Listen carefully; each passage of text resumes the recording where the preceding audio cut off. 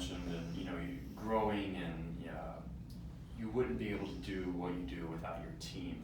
At what point did you realize you needed that team to take you to the next level, and what was that process like? So, well, for me, so when I start with team, it goes back to my younger brother was my first assistant, and I would hire him, and my brother had and God, I love him so much. He had a sliding pay scale that went along with the budget of the job. That was a learning experience. I guess I didn't value his skill set then, and it was like, dude, I only got $50 to pay you for this shoot, but on another shoot there might be $400 in the budget, and he worked for whatever. Like he was just super happy to be doing work with me. But a lot of my style, I use a lot of lights, and so it's like if I'm trying to be efficient and I'm on a time schedule or time crunch, like I can't be moving everything myself, so it's like obviously I had to hire some help.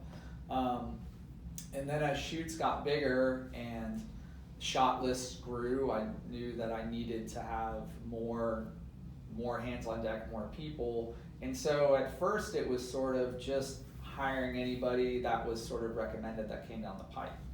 And what I learned from that is there are some amazingly talented people in this community. Now it's so great because there is so much overlap with the video production world, and a lot of the guys that work in the video production world in this industry, I was hiring as assistants for me when I was doing photography. And so I know all of their skill sets, and I try to hire the right person for the right job depending on what it is. And having a producer that I work with, like I mentioned, her name is Stephanie Bourgeon, and she used to be the creative director at Baptist Hospital or Baptist Medical Group. It was Baptist, I don't remember what branch of Baptist. Yeah. And so she was actually one of the first people, go back and just give you another quick story, I forgot about this. When I worked at the Levin Papantonia law firm and I was doing video stuff, I just started taking photos, and I had never really done freelance work before.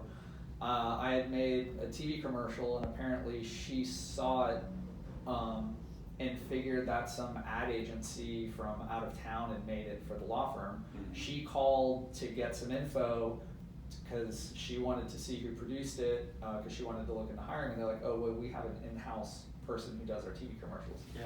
So they punched her through to me, and they called me in for a meeting, and I was like, I'd never done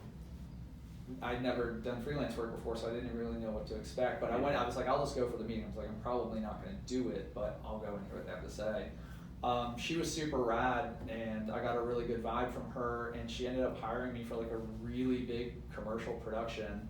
And I pitched to her also, so she just needed video, but I pitched her. I'm like, hey, I just started doing photography, and showed her some of my work, and she loved it. And so I ended up doing like video and stills for them on a freelance basis. And nice. For me at the time, that was like a massive job. And a few years later, she had hired me again. I did quite a few campaigns for them.